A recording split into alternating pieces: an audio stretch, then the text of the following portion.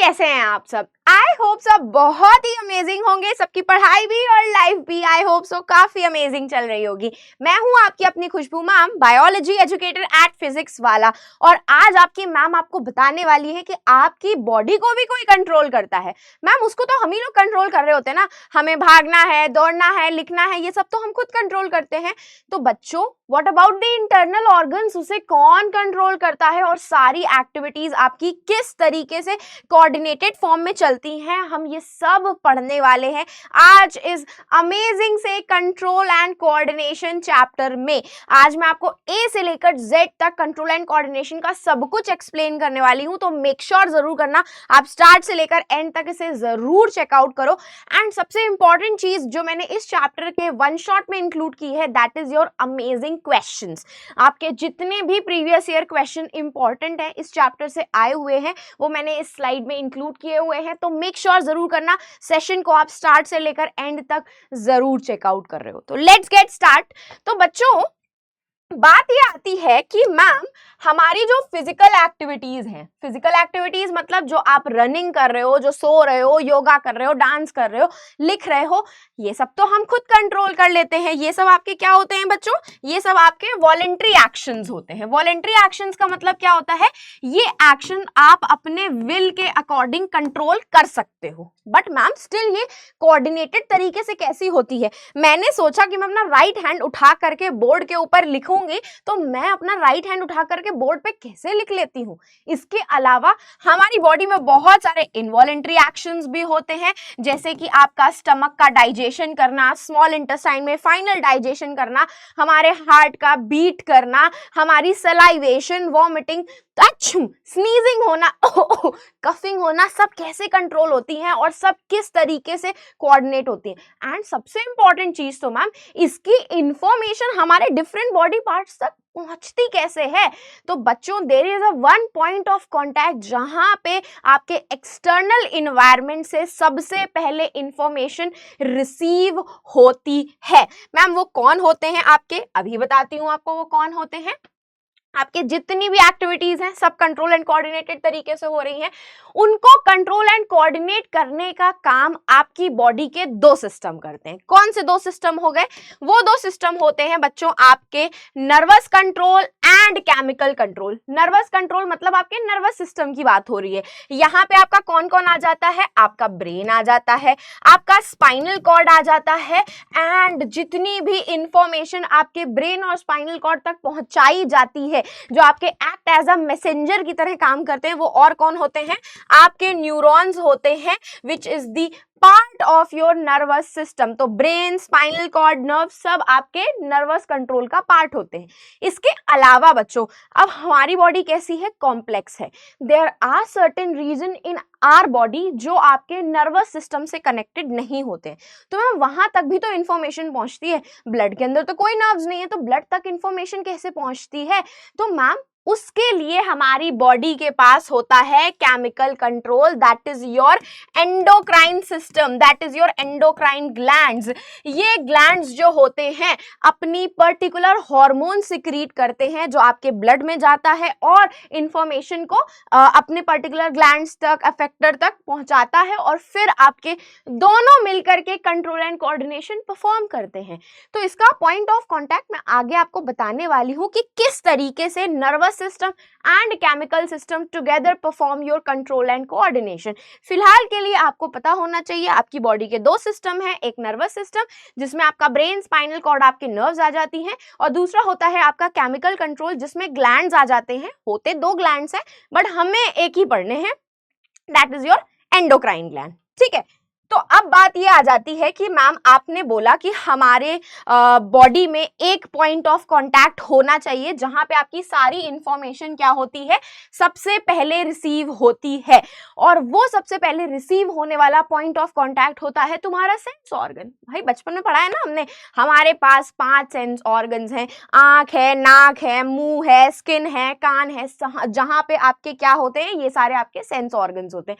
यही sense organs आपके point of contact होते हैं। जो भी एनवायरनमेंट में आपके चेंजेस हो रहे होते हैं, सबसे पहले इंफॉर्मेशन आपके इन्हीं ऑर्गन्स तक पहुंचती है जो आपके सेंस ऑर्गन्स होते हैं। अब मैम सेंस ऑर्गन्स कैसे इंफॉर्मेशन को डिटेक्ट करते हैं, कैसे इनसे इंफॉर्मेशन आपकी ट्रैवल करवाई जाती है ब्रेन तक, आपके स्पाइनल कॉर्ड तक, सब बताती हूँ बच्चों। ये जो आपके सेंस ऑर्गन्स होते हैं ना बच्चों, इन्हीं सेंस ऑर्गन्स के पास एक स्पेशलाइज्ड स्ट्रक्चर प्रेजेंट होता है जिसे हम क्या कहते हैं, रिसेप्टर्स बोलते हैं। These are the specialised structure जो आपके सेंस ऑर्गन्स में प्रेजेंट होते हैं and can detect a stimulus. Stimulus का मतलब क्या होता है, जो भी चेंज आपके इन्वायरमेंट में हो रहे हैं उसको हम स्टिमुलस कहते हैं। यही स्टिमुलस को आपके रिसेप्टर्स के जो सेल्स होते हैं वो क्या कर सकते हैं, डिटेक्ट कर सकते हैं। अब बच्चों आपके ये रिसेप्टर्स जो होते हैं ना, बेसिकली दो टाइप के स्ट्रक्चर्स आपको देखने के लिए मिल जाएंगे। या तो ये सिंपल नर्व एंडिंग होगी, जो आपकी न्यूरॉन्स होती हैं, न्यूरॉन्स के जो डेंड्राइट्स होते हैं वही एक्ट करते हैं सिंपल नर्व एंडिंग्स की तरह। यहाँ पे ये नर्व एंडिंग्स एक्सोनल एंड्स को मत समझ लेना, बेसिकली ये वो नर्व एंडिंग्स होती हैं जहां पे आपकी इंफॉर्मेशन रिसीव हो सकती है, पॉइंट ऑफ कॉन्टैक्ट होता है इन्वायरमेंट के साथ। ये बेसिकली सिंपल नर्व एंडिंग्स का एग्जांपल हो जाता है आपके स्किन के अंदर, यही रिसेप्टर्स होते हैं। दूसरे आपके या तो सेंस ऑर्गन में वो प्रोटीन स्ट्रक्चर हो सकते हैं, प्रोटीन स्ट्रक्चर जैसे कि आपकी आईज में आपके गस्टेटरी रिसेप्टर्स, ऑल्फैक्टरी रिसेप्टर्स जो होते हैं, रिसेप्टर्स जो होते हैं ये प्रोटीनिशियस स्ट्रक्चर होते हैं, प्रोटीन का यूज करके इंफॉर्मेशन को डिलीवर करवाते हैं आपके न्यूरॉन्स तक। तो बेसिकली आपका सबसे पहला पॉइंट ऑफ कांटेक्ट जो स्टिमुलस को डिटेक्ट करेगा वो नन अदर देन आपके रिसेप्टर्स होते हैं। देखो आईज में आपके रिसेप्टर्स प्रेजेंट होते हैं, रॉड्स एंड कोन्स के सेल्स प्रेजेंट होते हैं, वो आपके रिसेप्टर्स की तरह काम करते हैं। उस इंफॉर्मेशन को आपके सेंसरी न्यूरॉन तक पहुंचाया जाता है एंड सेंसरी न्यूरॉन ये इंफॉर्मेशन आपके ब्रेन या स्पाइनल कॉर्ड तक पहुंचाती है, जो आपका क्या करता है, सारी इंफॉर्मेशन को इकट्ठा करता है, इंटीग्रेट करता है कि अच्छा ये इन्वायरमेंट में ये चेंजेस आए हैं, इस इन्वायरमेंट के चेंज में हमें ये रिस्पॉन्स परफॉर्म करना है। तो ये प्रोसेसिंग हुई आपके ब्रेन में और इसे आपके अफेक्टर ऑर्गन तक डिलीवर करवा दिया जाता है, जो कुछ भी हो सकता है बच्चों। मसल्स हो सकते हैं, आपके इंटरनल ग्लैंड्स हो सकते हैं, आपके पैर हो सकते हैं, पैरों की मसल्स हो सकती है, इंटरनल मसल, स्मूथ मसल हो सकती है, कुछ भी हो सकता है आपका। तो इट बेसिकली डिपेंड्स कि कौन सा टाइप ऑफ इंफॉर्मेशन आपके रिसेप्टर पे आ रहा है। बट बच्चों ये receptors are very specific in nature, मतलब ये रिसेप्टर्स बहुत ही स्पेसिफिक होते हैं। मतलब जिस सेंस ऑर्गन में जो रिसेप्टर प्रेजेंट है वो रिसेप्टर एक पर्टिकुलर इंफॉर्मेशन को, पर्टिकुलर स्टिमुलस को ही डिटेक्ट करता है। जैसे कि अगर मैं बात करूं आपके ऑल्फैक्टरी रिसेप्टर्स की, तो ऑल्फैक्टरी रिसेप्टर्स आपके कहां प्रेजेंट होंगे, आपके नोज में प्रेजेंट होंगे और इनका काम होता है क्या खुशबू आ रही है, आपके स्मेल को डिटेक्ट करना। तो ये पर्टिकुलर होते हैं। अब अगर तुम कहो कि ऑल्फैक्टरी रिसेप्टर्स तुम्हारे टेस्ट को डिटेक्ट कर लेंगे, तो ऐसा नहीं होता। ऑल्फैक्टरी रिसेप्टर्स आर स्पेसिफिक, उनका लोकेशन स्पेसिफिक है एंड इवन उनका स्टिमुलस भी स्पेसिफिक है कि वो स्मेल को ही डिटेक्ट करेंगे। नेक्स्ट आ जाते हैं आपके गस्टेटरी रिसेप्टर्स जो आपको मदद करते हैं। आहा मम्मी क्या छोले भटूरे बनाए हैं, छोले भटूरे का टेस्ट डिटेक्ट करने में, मतलब दे आर वेरी स्पेसिफिक। ये आपके टंग के ऊपर प्रेजेंट होते हैं and they can detect the taste, आपके टेस्ट स्टिमुलस को डिटेक्ट करते हैं। आपने मीठा खाया है, तीखा खाया है, खट्टा खाया है, बिटर कड़वा खाया है, क्या खाया है, ये सब इसको डिटेक्ट करते हैं। ठीक है, नेक्स्ट आ जाते हैं आपके थर्मो रिसेप्टर्स। थर्मो का मतलब क्या होता है, हीट। ये हीट को, पेन को, टेम्परेचर को डिटेक्ट करते हैं ऐसे स्टिमुलस को। अगर किसी ने आपको टच किया है तो आपको फील होता है ना कि बच्चे आपको, मुझे किसी ने टच किया है, तो टच का, पेन का, टेम्परेचर के जो रिसेप्टर्स होते हैं वो आपके स्किन के अंदर प्रेजेंट होते हैं एंड यही आपके पेन को, आपके टच को, आपकी हीट को डिटेक्ट करते हैं। They are also specific, skin में ही प्रेजेंट होंगे। नेक्स्ट आ जाते हैं आपके ऑप्टिक रिसेप्टर्स, जिसको हम लोग फोनो रिसेप्टर्स या ऑडिटरी रिसेप्टर्स भी बोलते हैं। ये क्या होते हैं आपके फोनो रिसेप्टर्स बोल रही हूँ, फोनो रिसेप्टर्स तो कान में प्रेजेंट होंगे। ऑप्टिक रिसेप्टर्स ये आपकी आंखों में प्रेजेंट होते हैं, इनको हम लोग फोटो रिसेप्टर्स भी बोल सकते हैं। तू खींच मेरी photo, that's the photo receptor. ये आपकी विजन के लिए होते हैं, आपकी क्या विजुअल स्टिमुलस को डिटेक्ट करते हैं। अब आप मुझे देख पा रहे हो या मैं टीवी को, आसपास की चीजों को देख पा रही हूँ, कैसे देख पा रही हूँ, वो देखने वाला स्टिमुलस जो है वो कौन सा रिसेप्टर डिटेक्ट कर रहा है, आपके ऑप्टिक रिसेप्टर्स डिटेक्ट कर रहे हैं, जिसको हम लोग फोटो रिसेप्टर्स भी बोलते हैं। आपकी एनसीईआरटी की बुक में फोटो ही रिसेप्टर गिवन है, बट उसका नाम ऑप्टिक रिसेप्टर भी होता है। नेक्स्ट आ जाता है आपका साउंड रिसेप्टर, जिसको हम ऑडिटरी रिसेप्टर्स या फिर हम इसको फोनो रिसेप्टर्स भी बोल सकते हैं। फोन करते हो किसी ना किसी को, हेलो, तो हेलो जो साउंड है वो कौन डिटेक्ट कर रहा है? आपके ऑडिटरी रिसेप्टर्स डिटेक्ट करते हैं जो ईयर में प्रेजेंट होते हैं।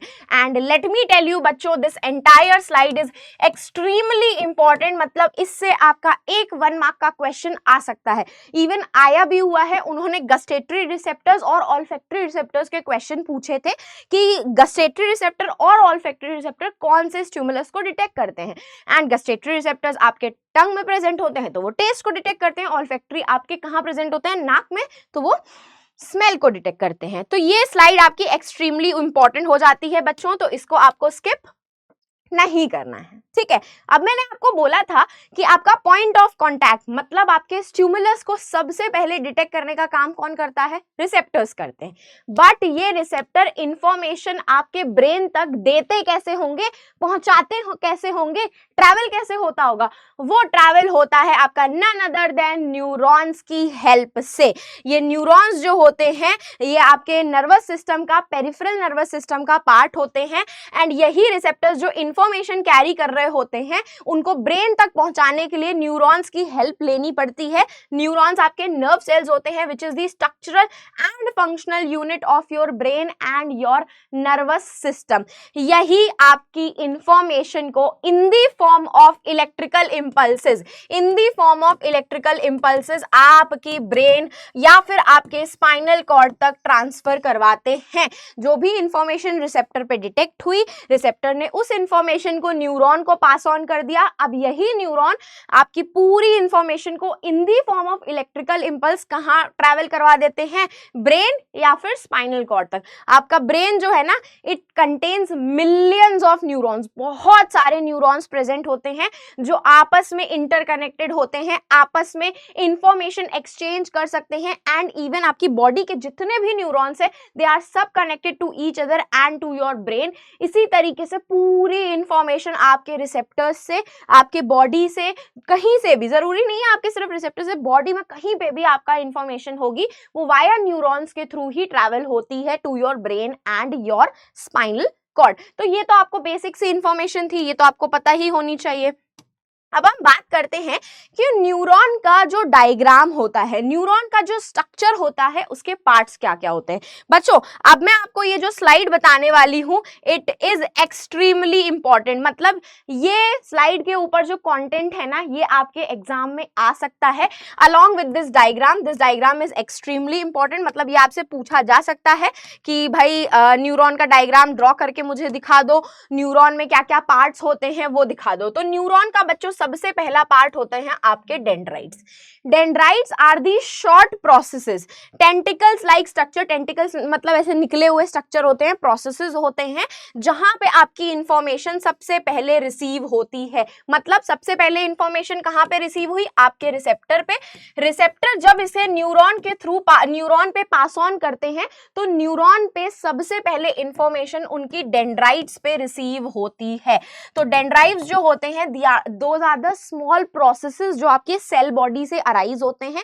इनके पास ना एक निसल ग्रैन्यूल्स नाम का स्ट्रक्चर होता है। क्या होता है? निसल ग्रैन्यूल्स नाम का स्ट्रक्चर होता है। तो आप लोगों ने अपने 9th क्लास में पढ़ा होगा रफ एंडोप्लाज्मिक रेटिकुलम के बारे में। तो निसल ग्रैन्यूल्स बच्चों और कुछ नहीं, आपके रफ एंडोप्लाज्मिक रेटिकुलम होते हैं जहां पे आपके न्यूरोट्रांसमीटर्स नाम के केमिकल्स बनते हैं। ठीक है, ये आपके डेंड्राइट्स में प्रेजेंट होते हैं एंड इवन सबसे पहले इंफॉर्मेशन रिसेप्टर से डेंड्राइट पे ही रिसीव होती है। डेंड्राइट्स के बाद आपका आ जाता है सेल बॉडी जिसको साइटोन भी बोलते हैं। इसी सेल बॉडी को बच्चों हम लोग सोमा भी बोलते हैं। क्या बोलते हैं? सोमा भी बोलते हैं, सेल बॉडी भी बोलते हैं और इसको हम लोग साइटोन के नाम से भी जानते हैं। तीनों एक ही नाम है। सेल बॉडी जो होती है, डेंड्राइट्स के बाद इंफॉर्मेशन आपकी सेल बॉडी पे जाएगी। सेल बॉडी के पास न्यूक्लियस प्रेजेंट होता है, सारे सेल ऑर्गेनेल्स होते हैं। इनके पास भी निसल ग्रैन्यूल्स होते हैं जो क्या करते हैं? आपके न्यूरोट्रांसमीटर्स केमिकल्स की सिंथेसिस करते हैं। regulates activity of the neuron and has all cell organelles except centrosome। And बच्चों सेंट्रोजोम जो होता है ना, वो किसी भी सेल को सेल डिवीजन करने में, सेल को डिवाइड करने में मदद करता है। तो अब एक बात खुद सोचो कि अगर आपके न्यूरॉन के पास सेंट्रोजोम नहीं है, दैट मीन्स वो सेल डिवीजन नहीं कर सकता। न्यूरॉन जो है वो सेल डिवीजन नहीं कर पाता है न्यूक्लियस होने के बावजूद भी, क्योंकि उनके पास सेंट्रोजोम नाम का सेल ऑर्गेनेल नहीं प्रेजेंट होता जो उनकी सेल डिवीजन में हेल्प नहीं कर सकता है, क्योंकि उसका रोल सेल डिवीजन में देखा जाता है। ठीक है, इंफॉर्मेशन सेल बॉडी के बाद बच्चों जाती है आपके एक्सॉन में। दिस बीच वाला part is your axon and this is known as the long process, जो आपके सेल बॉडी से ही अराइज होता है। स्टेम लाइक स्ट्रक्चर होता है जो इंफॉर्मेशन फ्रॉम सेल बॉडी से रिसीव करता है एंड इसको ट्रांसफर किसके पास करता है, ट्रांसफर कर देता है आपकी नर्व एंडिंग के पास। एंड इन्हीं नर्व एंडिंग के पास बच्चों क्या प्रेजेंट होते हैं, न्यूरो ट्रांसमिटर्स केमिकल प्रेजेंट होते हैं, जो क्या करते हैं आपकी इलेक्ट्रिकल इंपल्सेस को केमिकल सिग्नल में कन्वर्ट करने में मदद करते हैं। तो बेसिकली अगर मैं बोलूं कि आपकी इंफॉर्मेशन कैसे कैसे ट्रांसफर हो रही है, तो आपकी इंफॉर्मेशन बच्चों जस्ट अ सेकेंड, ये वाली स्लाइड बाद में बताती हूँ, ये वाली स्लाइड बताती हूँ पहले। तो इंफॉर्मेशन सबसे पहले कहाँ पे आई, सबसे पहले आपके डेंड्राइट्स पे आई। डेंड्राइट से इंफॉर्मेशन कहाँ गई, सेल बॉडी के पास गई। सेल बॉडी से ये इंफॉर्मेशन एक्सॉन के पास ट्रैवल होती है। एक्सॉन इस इंफॉर्मेशन को कहाँ ट्रैवल कर देता है, नर्व एंडिंग पे ट्रैवल करवा देता है। तो थर्ड यहाँ पे गई, फोर्थ यहाँ पे गई। अब बच्चों ये जो नर्व एंडिंग होती है ना, इनके पास क्या प्रेजेंट होते हैं, न्यूरोट्रांसमिटर्स प्रेजेंट होते हैं। एंड यही न्यूरोट्रांसमिटर्स क्या करते हैं, आपकी इलेक्ट्रिकल इंपल्सेस को केमिकल सिग्नल में कन्वर्ट करवा देते हैं। आपकी सारी की सारी इलेक्ट्रिकल इंपल्सेस जो होती हैं वो केमिकल सिग्नल में कन्वर्ट हो जाती हैं and they pass through a junction, they pass through a junction जिसको हम साइनैप्स बोलते हैं। तो दो न्यूरॉन्स के बीच में छोटा सा गैप होता है, उस गैप को, उस जंक्शन को हम साइनैप्स बोलते हैं। तो आपका जब इलेक्ट्रिकल इंपल्स केमिकल सिग्नल में कन्वर्ट हुई, वो इसी साइनैप्स से पास ऑन हो करके डेंड्राइट ऑफ नेक्स्ट न्यूरॉन में जाकर के वापस से इलेक्ट्रिकल इंपल्स में कन्वर्ट हो जाती है। इलेक्ट्रिकल केमिकल इस तरीके से पूरा ट्रांसमिशन आपका हो जाता है। आपका इलेक्ट्रिकल से केमिकल जो सिग्नल होता है वो कन्वर्ट आपकी नर्व एंडिंग पे, एक्सॉन एंडिंग पे होता है, क्योंकि उन्हीं के पास न्यूरोट्रांसमिटर्स की प्रेजेंस होती है जो इसी इलेक्ट्रिकल इंपल्स को केमिकल सिग्नल में कन्वर्ट करा देती है। अब लेट मी टेल यू बच्चों, इंफॉर्मेशन उल्टी ट्रैवल नहीं होती है, कि मतलब आप सोचो नर्व एंडिंग से आपने इंफॉर्मेशन यहाँ पे उल्टी ट्रैवल करा दी, ऐसा नहीं होता, क्योंकि डेंड्राइट्स जो होते हैं बच्चों, उनके पास न्यूरोट्रांसमिटर्स की प्रेजेंस नहीं होती है। ना होने की वजह से आपका इलेक्ट्रिकल इंपल्स केमिकल सिग्नल में डेंड्राइट्स पे कन्वर्ट नहीं हो सकता है आपका, क्योंकि उनके पास न्यूरोट्रांसमिटर्स नहीं प्रेजेंट होते हैं।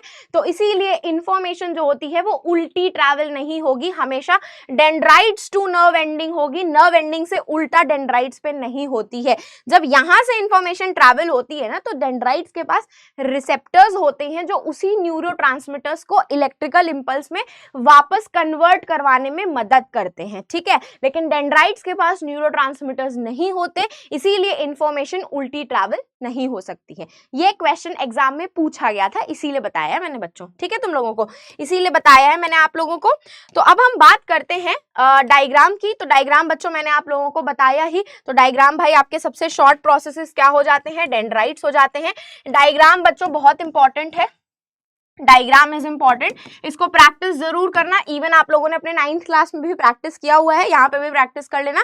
आपके जो शॉर्ट प्रोसेसेस हैं इन्हें डेंड्राइट कहते हैं। सबसे पहले इंफॉर्मेशन यहीं पे रिसीव होती है, यहाँ से कहाँ ट्रैवल होती है, आपकी बीच वाले पोर्शन पे, जिसको हम सेल बॉडी कहते हैं। ठीक है, सेल बॉडी के बाद ये इंफॉर्मेशन एक्सॉन पे ट्रैवल होती है, ये लॉन्ग प्रोसेसेस होता है। एंड एक्सॉन के बाद आपकी इंफॉर्मेशन कहाँ पे आती है, नर्व एंडिंग पे, एंड फिर आपकी कहाँ जाती है, केमिकल सिग्नल के फॉर्म में साइनैप्स पे ट्रैवल करती है, साइनैप्स से फिर डेंड्राइट ऑफ नेक्स्ट न्यूरॉन में ट्रांसफर कर दी जाती है। तो ये डायग्राम, ये ट्रांसमिशन ऑफ नर्व इंपल्सेस आपको पता होना चाहिए, क्योंकि इसके ऊपर क्वेश्चन आ चुका है बोर्ड्स में, तो गड़बड़ करके मत आ जाना बच्चों। ठीक है, अब हम बात करते हैं टाइप्स ऑफ न्यूरॉन की। मतलब हम टाइप्स ऑफ न्यूरॉन क्यों पढ़ते हैं, एक बात बताओ बच्चों, मैंने क्या बोला, रिसेप्टर से इंफॉर्मेशन तुम्हारी न्यूरॉन पे जाएगी, चलो ठीक है, न्यूरॉन पे चली गई।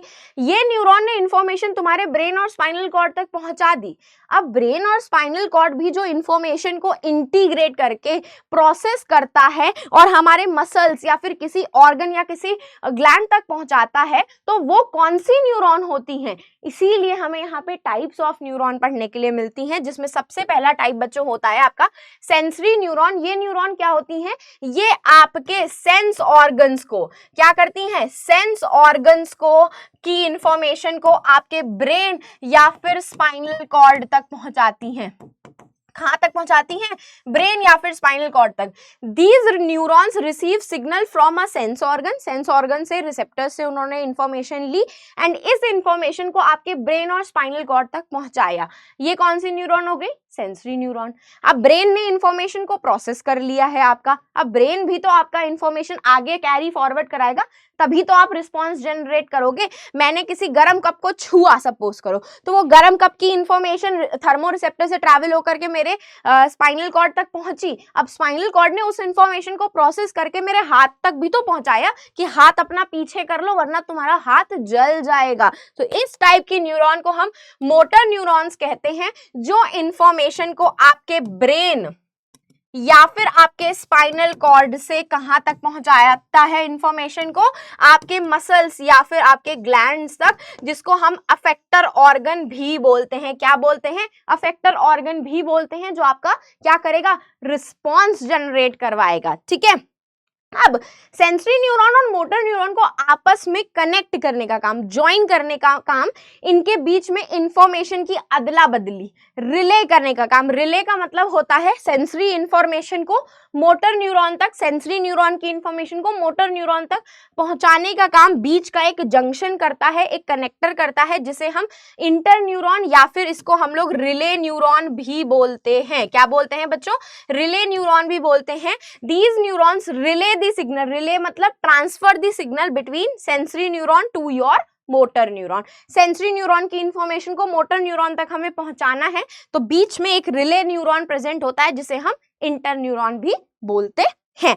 तो that's all about the types of neuron. इससे ज्यादा इसमें एज सच अभी तक तो एमसीक्यू का क्वेश्चन आया हुआ है, बहुत ज्यादा डीपली नहीं पूछा गया है। ठीक है, बहुत ज्यादा डीपली नहीं पूछा गया है। साइनैप्स के बारे में अभी मैंने आपको बताया कि क्या होता है synapse. Just a second.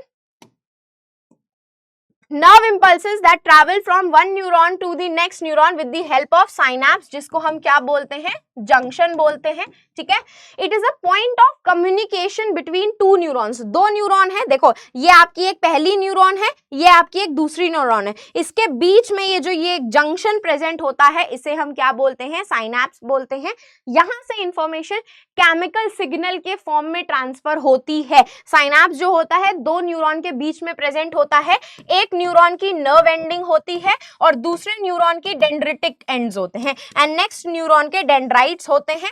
Dendrites, इन दोनों के बीच में ही जो आपका जंक्शन प्रेजेंट होता है, उसे हम क्या बोलते हैं? साइनैप्स बोलते हैं। उसे ही हम क्या बोलते हैं? साइनैप्स बोलते हैं। तो ये आपका क्या हो जाता है? साइनैप्स हो जाता है। इसके ऊपर अभी तक ना मतलब ऐसी डेफिनेशन पूछी गई है कि साइनैप्स होता क्या है। ठीक है, बस और कुछ नहीं पूछा गया। अब हम बात करते हैं आपके उन एक्शन के जिसमें आप लोग बिल्कुल भी दिमाग नहीं लगाते। वैसे तो आप नॉर्मली भी नहीं लगाते हो, बट यहाँ पे आपका स्पेशली दिमाग नहीं चलता है। यहाँ पे हम वो एक्शंस परफॉर्म करवाएंगे जो तुरंत के तुरंत होते हैं। अगर हमने वहां पे सोचने समझने की कोशिश की तो बस वहां पे हमारी बॉडी को एक्सट्रीम नुकसान हो सकता है। It's a kind of emergency situation. तो रिफ्लेक्स एक्शन जो होता है बच्चों, it can be defined as immediate involuntary response to a stimulus. बहुत ही अचानक से होने वाला, रैपिड होने वाला, इनवॉलेंटरी होने वाला रिस्पॉन्स होता है जो हमारे कंट्रोल में नहीं होता। जैसे मैंने आपको एग्जांपल दिया है गरम कप का। मेरी मम्मी मेरे लिए चाय लेकर के आई, मैंने उस चाय के कप को छुआ, ओ माय गॉड वो इतना ज्यादा गर्म था कि मेरा हाथ उसने अपने आप को ऐसे पीछे खींच लिया। क्योंकि अगर वो अपने आप को पीछे नहीं खींचता तो उसके साथ क्या हो सकता था? वो जल सकता था, मेरा हाथ जल सकता था। तो स्टिमुलस यहाँ पे कौन सा काम कर रहा है? थर्मोरिसेप्टर्स ने क्या किया? हीट को डिटेक्ट किया, हीट। कौन सा स्टिमुलस होगा बच्चों यहाँ पे? हीट स्टिमुलस होगा। ये हीट स्टिमुलस जैसे ही मेरे थर्मो रिसेप्टर ने डिटेक्ट किया, थर्मो रिसेप्टर ने तुरंत ये इंफॉर्मेशन आपके सेंसरी न्यूरॉन को पहुंचाई। सेंसरी न्यूरॉन ने इस इंफॉर्मेशन आपको किसको पहुंचाई? आपके स्पाइनल कॉर्ड को पहुंचाई, और स्पाइनल कॉर्ड ने बिना सोचे समझे तुरंत मोटर न्यूरॉन को इंफॉर्मेशन भेजी और मेरे हाथ को बोला कि पीछे हट जा वरना तेरा हाथ जल सकता है। तो ऐसे टाइप के एक्शन को जो इमीडिएट होते हैं, फास्ट होते हैं, रैपिड होते हैं, इनवॉलेंट्री होते हैं, हमारे कंट्रोल में नहीं होते हैं, ऐसे स्टिमुलस, ऐसे एक्शंस को हम रिफ्लेक्स एक्शन बोलते हैं आपका। जैसे कि ये देखो, ये इंसान ने एक कील के ऊपर, एक नेल के ऊपर पैर रखा, अब पैर में उसको क्या लगा? पेन हुआ। पेन किसने डिटेक्ट किया? थर्मो रिसेप्टर ने। तुरंत उसकी सेंसरी न्यूरॉन ने स्पाइनल कॉर्ड को इंफॉर्मेशन भेजी, स्पाइनल कॉर्ड ने तुरंत रिस्पॉन्स भेजा मोटर न्यूरॉन को, मोटर न्यूरॉन ने आपकी पैर की मसल को इंफॉर्मेशन भेजी कि तुम अपना पैर पीछे कर लो वरना क्या हो सकता है, तुम्हारे पैर में चोट लग सकती है, तुम्हें खून निकल सकता है। तो ऐसे टाइप के एक्शन को हम क्या कहते हैं? रिफ्लेक्स एक्शन बोलते हैं। ठीक है, ऐसे एक्शन को क्या बोलते हैं बच्चों? हम लोग रिफ्लेक्स एक्शन बोलते हैं। अब रिफ्लेक्स एक्शन में बच्चों मैंने आपको बोला कि आपकी स्पाइनल कॉर्ड काम करती है, ठीक है, आपका ब्रेन काम क्यों नहीं करता? बच्चों देखो, ध्यान से देखोगे तो आपकी स्पाइनल कॉर्ड जो है आपके पूरी बॉडी में से सबसे पास में स्पाइनल कॉर्ड ही है, उसके बाद सबसे टॉप मोस्ट लेयर पे आपका ब्रेन प्रेजेंट है। तो इंफॉर्मेशन हमें रिस्पॉन्स तुरंत करना होता है, तुरंत नहीं करेंगे तो हमें चोट लग सकती है, हमें डिस्कम्फर्ट हो सकता है, पेन हो सकता है। तो इसीलिए ये सारी इंफॉर्मेशन आपका कौन प्रोसेस कराता है? आपका स्पाइनल कॉर्ड प्रोसेस कराता है। एंड इंफॉर्मेशन सबसे पहले कहाँ आई? स्टिमुलस किसके पास आया? रिसेप्टर। रिसेप्टर कोई भी हो सकता है बच्चों, आपके 5 रिसेप्टर बताए मैंने, 5 में से 5 कोई भी हो सकते हैं। सपोज करो मैंने देखा कि सामने से कोई डॉगी दौड़ते हुए आ रहा है, वो मुझे काट सकता है, तो वहां पे मैंने क्या देखा? मेरी आईज ने, मेरे फोटो रिसेप्टर्स काम कर रहे होंगे, ऑप्टिक रिसेप्टर्स काम कर रहे होंगे, तो रिसेप्टर कोई भी हो सकता है आपका। रिसेप्टर से ये इंफॉर्मेशन किसके पास जाती है? सेंसरी न्यूरॉन के पास। सेंसरी न्यूरॉन तुरंत इसे कहाँ भेज देता है? आपके स्पाइनल कॉर्ड के पास। एंड स्पाइनल कॉर्ड के पास क्या प्रेजेंट होती है? इंटरमीडिएट एसोसिएशन न्यूरॉन, जिसको हम लोग रिले न्यूरॉन या फिर इंटर न्यूरॉन भी बोलते हैं। तो सेंसरी इंफॉर्मेशन, सेंसरी न्यूरॉन की इंफॉर्मेशन को स्पाइनल कॉर्ड ने प्रोसेस किया, प्रोसेस करके जो इंफॉर्मेशन सेंसरी न्यूरॉन के पास थी उसकी इंफॉर्मेशन उन्होंने मोटर न्यूरॉन को पास ऑन करी। मोटर न्यूरॉन ने तुरंत इसे आपके अफेक्टर ऑर्गन का मतलब आपका मसल, ग्लैंड, कुछ भी हो सकता है, जो आपका क्या करेगा? रिस्पॉन्स जनरेट करवाएगा। क्या करेगा? रिस्पॉन्स जनरेट करवाएगा। उसको इंफॉर्मेशन भेजी और उसने तुरंत क्या करा दिया? रिस्पॉन्स करा दिया। मैंने सामने से कुत्ते को दौड़ते हुए देखा तो मैंने क्या किया? मैंने बिना सोचे समझे वहां से दौड़ना शुरू कर दिया, क्योंकि अगर मैं वहां से नहीं दौड़ूंगी तो वो कुत्ता आकर के मुझे काट सकता है। तो ऐसी इमरजेंसी सिचुएशन में मैं बिना सोचे समझे रैपिड इनवॉलेंट्री एक्शन परफॉर्म करती हूँ, जिसे हम रिफ्लेक्स एक्शन बोलते हैं। और उसके लिए मेरी बॉडी ने जो पाथवे यूज किया, रिफ्लेक्स एक्शन परफॉर्म करवाने के लिए मेरी बॉडी ने जो पाथवे यूज किया है, उसे हम क्या कहते हैं बच्चों? रिफ्लेक्स आर्क बोलते हैं। क्या बोलते हैं? रिफ्लेक्स आर्क बोलते हैं। तो रिफ्लेक्स आर्क बच्चों पाथवे होता है, एंड उस एक्शन को हम रिफ्लेक्स एक्शन बोलते हैं। दोनों के बीच में कंफ्यूज मत होना। इफेक्टर ऑर्गन के लिए मैंने आप लोगों की यहाँ पे एक डेफिनेशन ऐड कर दी है कि एक ऑर्गन, मसल, ग्लैंड कुछ भी हो सकता है, जो मोटर न्यूरॉन की इंफॉर्मेशन पे क्या करता है? रिस्पॉन्स जनरेट कराता है, ताकि आप उस इमरजेंसी सिचुएशन में अपने आप को प्रोटेक्ट कर सको। That's all about the reflect action. ठीक है, अब हम बात करते हैं, देखो ये आपका मैंने एक इंफॉर्मेशन आपके लिए ऐड ऑन कर रखी है कि आपको यहाँ पे आपने एक छोटा सा हैमर लिया, आपने जोर से यहाँ पे मारा, मारने पे आपके थर्मो रिसेप्टर्स एक्टिवेट हुए, सेंसरी न्यूरॉन ने इंफॉर्मेशन आपके स्पाइनल कॉर्ड तक पहुंचाई, स्पाइनल कॉर्ड ने तुरंत आपकी मोटर न्यूरॉन को इंफॉर्मेशन दी और आपके पैरों की मसल पे इंफॉर्मेशन पहुंची, और आपने पैरों को क्या कर दिया? ऐसे झटक दिया कि हाय मुझे इतनी जोर से हैमर, हथौड़ी लग गई। तो this is the knee jerk, जो आपको ऐसा लगता नहीं एकदम से पैर में नस चढ़ गई है, आप एकदम से अपने पैर को झटक देते हो। It is also the example of your reflex action only. ठीक है, अब हम हम सबसे मोस्ट इंपॉर्टेंट टॉपिक बच्चों स्टार्ट करने जा रहे हैं, that is your central nervous system. Central nervous system बच्चों एक ऐसा सिस्टम है आपका जो आपकी पूरी बॉडी का मेन कंट्रोलिंग, सेंट्रल का मतलब क्या होता है, सेंट्रल गवर्नमेंट सबको कंट्रोल करती है।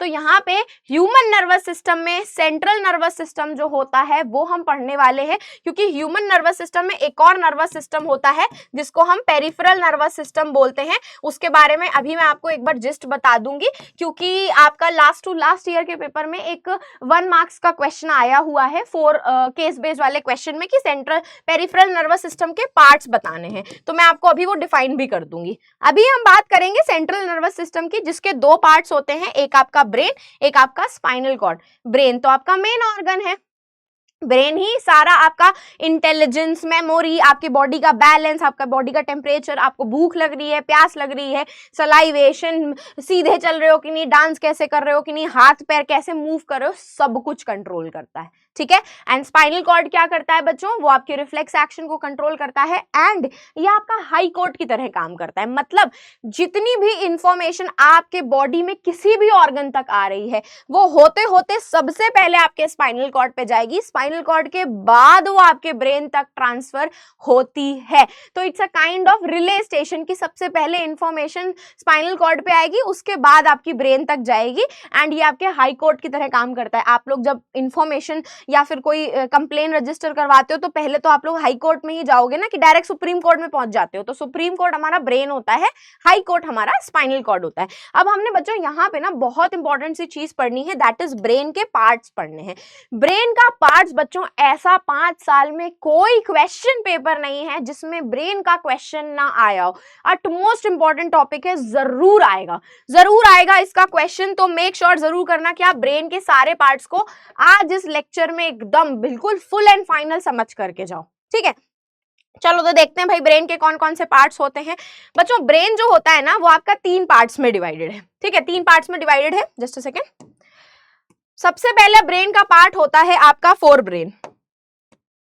ठीक है, सबसे पहला पार्ट होता है आपका फोर ब्रेन। ब्रेन आपका 3 पार्ट्स में डिवाइडेड है। पहला पार्ट होता है आपका फोर ब्रेन, दूसरा पार्ट होता है आपका mid brain and third part होता है बच्चों आप लोगों का हाइंड ब्रेन। ठीक है, fore brain, mid brain and hind brain. जो फोर ब्रेन है बच्चों वो आपका फर्दर 3 पार्ट्स में डिवाइडेड है।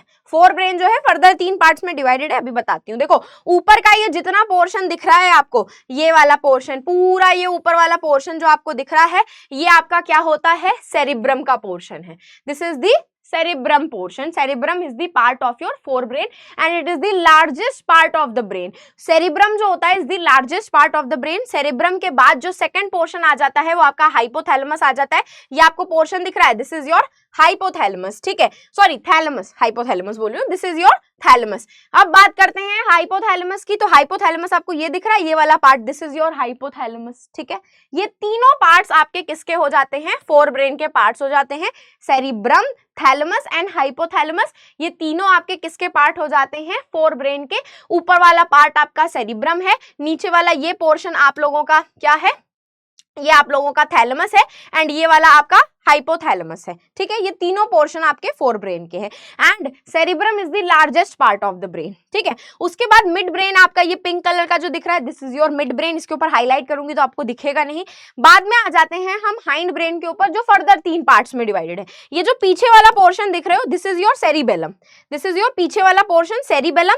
नीचे वाला जो पोर्शन यहाँ वाला देख रहे हो, this is your medulla oblongata. यहीं से आपकी स्पाइनल कॉर्ड अराइज होती है and this is purple portion जो है आपका, this is your pons. This is your pons and this is your cerebellum. ये तीनों ही आपके हाइंड ब्रेन के पोर्शन हो जाते हैं। अब मैं आपको ये तीनों चारों सब कुछ एक एक करके एक्सप्लेन कर रही हूँ, फंक्शन समझ ले रहा आप लोग। ठीक है, तो हम सबसे पहले बात करते हैं आपके, जस्ट अ सेकेंड, सबसे पहले हम बात करते हैं आपके सबसे largest part of the brain की, दैट इज सेरिबेलम। ठीक है, सेरिबेलम बोल रही हूँ, सेरिब्रम। सेरिब्रम जो होता है is the seat of your intelligence. मतलब जितना भी आप लोग दिमाग लगा रहे होते हो ना यहाँ पे कि ये पार्ट क्या है, मुझे समझ में नहीं आया, मैम से पूछूंगा, मैम से समझ में नहीं आ रहा, मैम इसको दिमाग कैसे लगाऊं मेरा। आपकी मेमोरी, कॉन्शियसनेस, आप कितने सजग हो, मतलब आप कितनी ध्यान से मैम की बातों को सुन रहे हो, आप अपने आसपास के एनवायरमेंट एनवायरनमेंट को डिटेक्ट कर सकते हो, कॉन्शियस हो कि आसपास आपके एनवायरनमेंट में क्या हो रहा है, ठीक है। एंड विल पावर मतलब आज मुझे ये चैप्टर कंप्लीट ही कंप्लीट करना है, कुछ भी हो जाए। ये सब कुछ कौन कंट्रोल करता है? सेरिब्रम। फोरब्रेन जो होता है बच्चों, उसमें बहुत सारे डिफरेंट डिफरेंट लोब्स होते हैं, वो लोब्स हमें नहीं पढ़ने हैं बेसिकली, फोरब्रेन के सेरिब्रम पोर्शन में वो हमें नहीं पढ़ने हैं। बहुत सारे डिफरेंट डिफरेंट रीजन होते हैं जो आपकी सेंसरी इंपल्सेस को आपके वेरियस रिसेप्टर से डिटेक्ट करना चाहते हैं। मतलब विजन हो गया आपका, ऑल्फैक्टरी हो गया, स्मेल हो गया, स्पीच हो गया, प्रॉब्लम सॉल्विंग हो गया, मोटर कंट्रोल हो गया, touch, pressure, taste, body awareness, language, reading, vision, ये सब कुछ आपके फोर ब्रेन का ही पार्ट होता है। एंड आपका एक पर्टिकुलर छोटे छोटे रीजन बने होते हैं सेरिब्रम पोर्शन में, फोर ब्रेन में, जो इन सब इंफॉर्मेशन को डिटेक्ट करते हैं जो आपके सेंसरी रिसेप्टर से आ रही होती है। सबके लिए एक स्पेसिफिक रीजन होता है, विजन के लिए, स्मेल के लिए, स्पीच के लिए, टच के लिए, प्रेशर के लिए, एटसेट्रा एटसेट्रा, इतने सारे फंक्शन बताए। ये सब फंक्शन आपके फोर ब्रेन परफॉर्म करवाता है। सेरिब्रम की बात करूं तो ये आपके मेमोरी के लिए, इंटेलिजेंस के लिए, विल पावर के लिए, प्रॉब्लम सॉल्विंग के लिए, डिसीजन मेकिंग के लिए, सबके लिए, विजन के लिए, हियरिंग के लिए, सबके लिए आपका कौन होता है? सेरिब्रम होता है, ठीक है। अब बात आ जाती है आपका थैलेमस की। थैलेमस क्या करता है?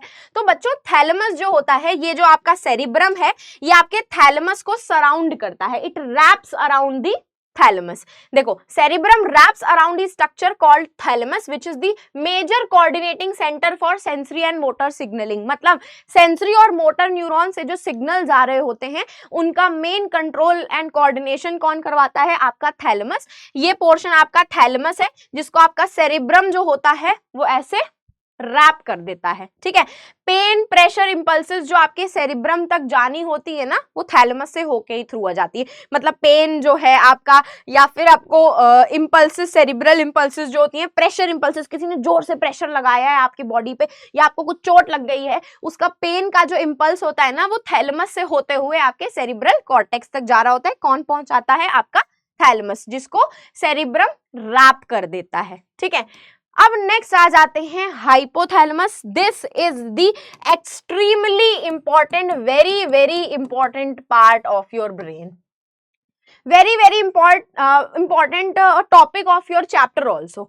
इस एक टॉपिक से क्वेश्चन डेफिनेटली आएगा, ठीक है। वो आ जाते हैं हम हाइपोथैलेमस पे।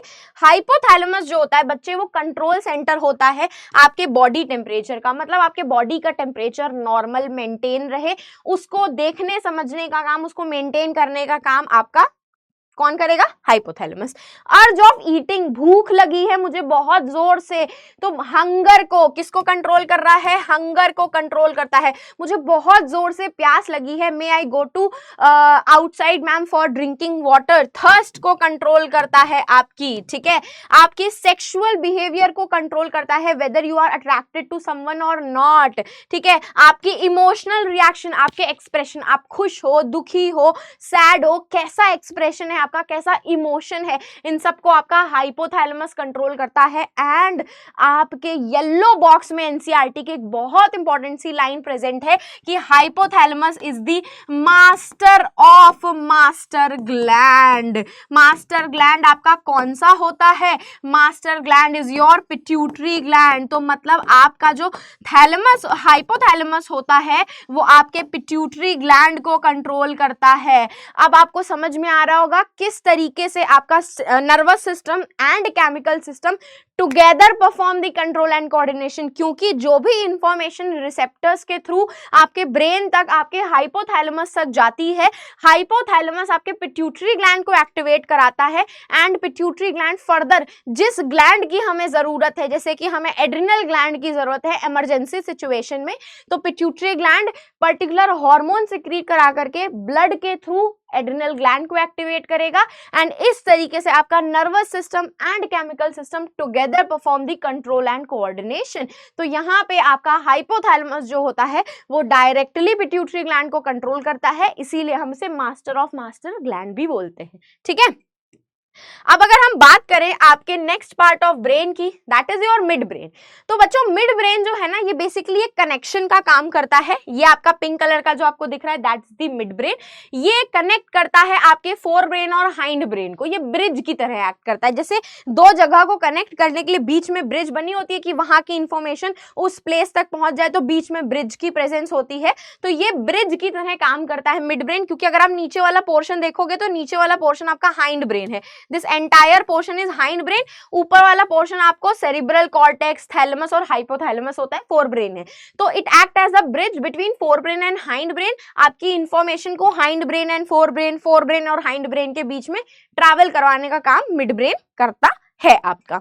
ठीक है, नेक्स्ट पार्ट आ जाते हैं हम आपके हाइंड ब्रेन के ऊपर। हाइंड ब्रेन का सबसे पहला इंपॉर्टेंट पार्ट जो आपको पढ़ने के लिए मिलेगा, that is cerebellum. It lies below the cerebrum at the back, पीछे की तरफ एक्ट होता है।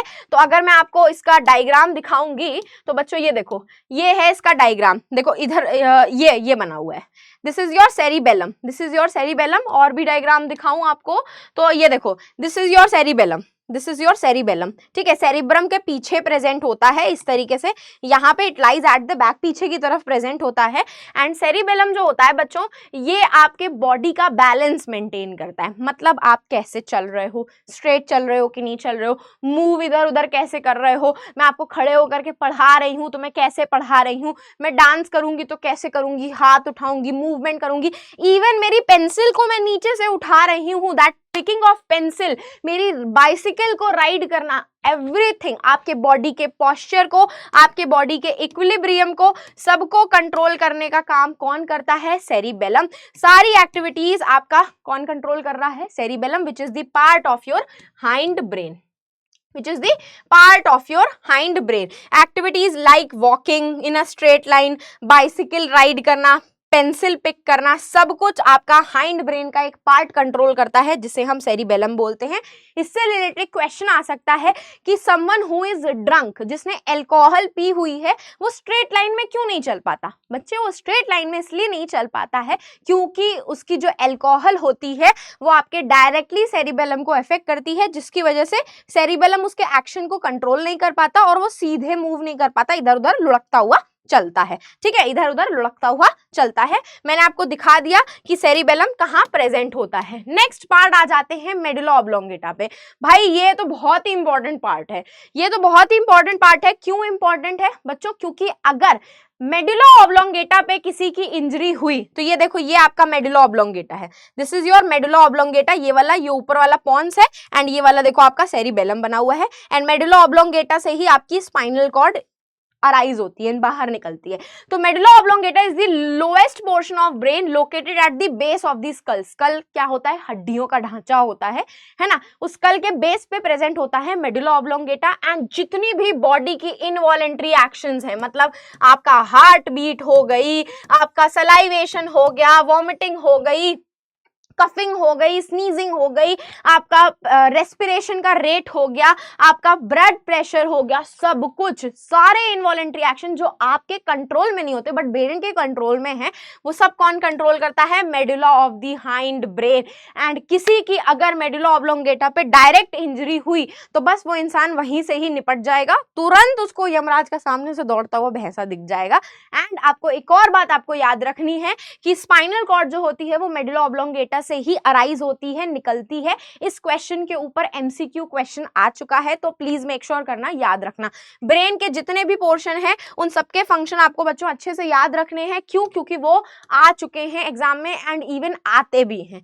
लास्ट पार्ट हम ब्रेन का आ जाते हैं, that is your pons, that is your Pond's.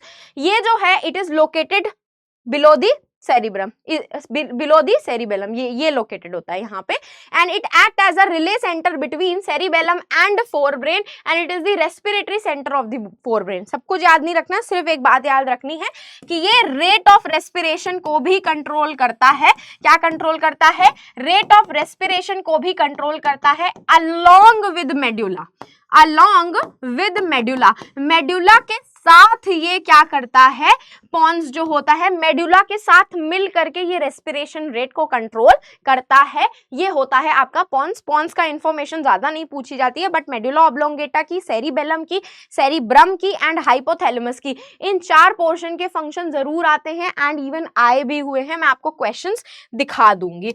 तो ये हो जाते हैं आपके क्या, ब्रेन्स बोल रही हूँ, एक ही ब्रेन नहीं समझ रहा, इतने सारे ब्रेन्स का हम क्या करेंगे।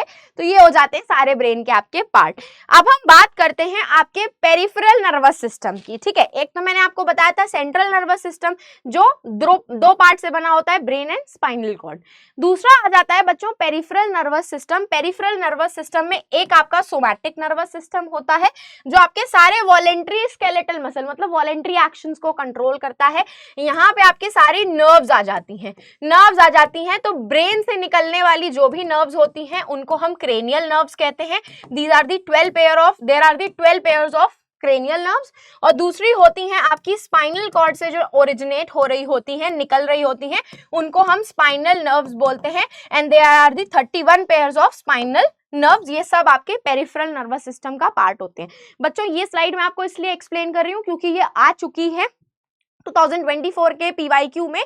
वहां पे उन्होंने 4 मार्क्स के क्वेश्चन में पेरिफेरल नर्वस सिस्टम के डिफरेंट पार्ट्स पूछे थे। ठीक है, अब हम बात करें पेरिफेरल नर्वस सिस्टम 2 पार्ट्स में डिवाइडेड है। पहला तो सोमैटिक नर्वस सिस्टम जो वॉलेंट्री फंक्शंस जो होते हैं, जो भी वॉलेंट्री एक्शंस की इंफॉर्मेशन आपको पहुंचानी होती है ब्रेन तक, वो यही पहुंचाते हैं। दूसरे आ जाते हैं आपके ऑटोनॉमिक नर्वस सिस्टम। ये आपके इंटरनल ऑर्गन्स तक जो भी इंफॉर्मेशन ट्रांसफर करानी होती है या वहां से ब्रेन तक पहुंचानी होती है, बेसिकली उनको कंट्रोल करते हैं। हार्ट की मसल्स को, स्मूथ मसल्स को, ग्लैंड्स को, जो इंटरनल ऑर्गन्स होते हैं और कैसे होते हैं, इनवॉलेंट्री मूवमेंट परफॉर्म करवाते हैं। कैसे मूवमेंट करवाते हैं, इनवॉलेंट्री मूवमेंट कराते हैं जिसको हम कंट्रोल नहीं कर सकते। तो ये भी 2 पार्ट्स में डिवाइडेड होते हैं, एक होता है पैरासिम्पैथेटिक डिवीजन, एक होता है सिंपैथेटिक डिवीजन। सिंपैथेटिक डिवीजन जो होता है बच्चों, ये आपको फाइट में या बस दुम दबा करके भागने में हेल्प करते हैं। मतलब सामने से अगर दौड़ता हुआ कुछ दिख गया, हमें कोई मारता हुआ आ रहा है,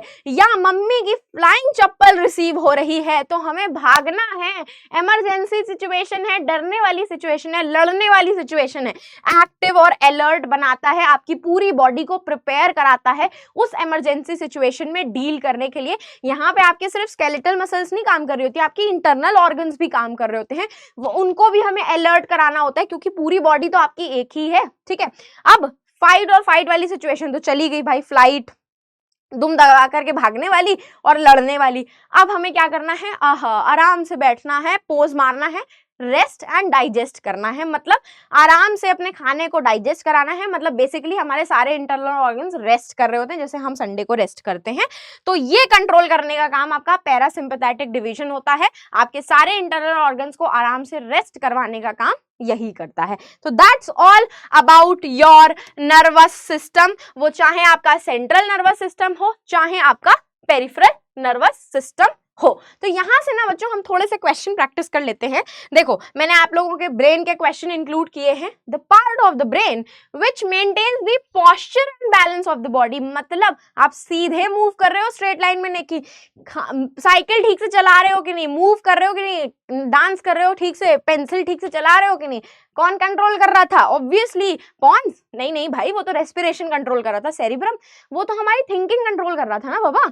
cerebellum, C is the correct answer, वही हमारे बॉडी के पोस्चर को और बैलेंस को मेंटेन करता है, which is the part of your hind brain. ठीक है, उसके बाद नेक्स्ट आ जाते हैं हम लोग नेक्स्ट क्वेश्चन पे, just a second. Next question आ जाते हैं, the part in which the gustatory receptors are present in our body. बच्चों ये PYQ है, दिस इज दी PYQ, मैंने CBSE की ऑफिशियल वेबसाइट से निकाला है ये क्वेश्चन। उसी में से ही आपका ये क्वेश्चन पूछा गया था कि गस्टेटरी रिसेप्टर्स कहाँ प्रेजेंट होते हैं। खुद बताओ, गस्टेटरी रिसेप्टर्स क्या कर रहे थे?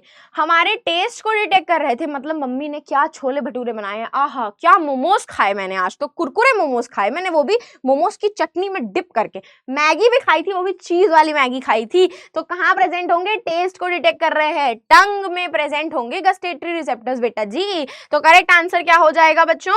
सी is the correct answer. Moving on to the next question. ये क्वेश्चन अभी जस्ट अभी मैंने आपको बताया कि स्पाइनल स्पाइनल कॉर्ड कहाँ से ओरिजिनेट होती है? ये क्वेश्चन PYQ है बच्चों, एंड ये मैंने डायरेक्टली CBSE की वेबसाइट पे जो previous year question paper available है वहीं से ही निकाला हुआ है। तो अभी मैंने आपको बताया था कि आपका स्पाइनल कॉर्ड जो होती है वो ओरिजिनेट होती है आपके मेडुला ऑब्लोंगेटा से, जो आपके इनवॉलेंट्री एक्शंस कंट्रोल करता है, आपके हाथ में नहीं होते ये एक्शंस को परफॉर्म कराना। तो क्या होना चाहिए? D is the correct answer, which is the part of your hind brain. ठीक है, D is the correct answer.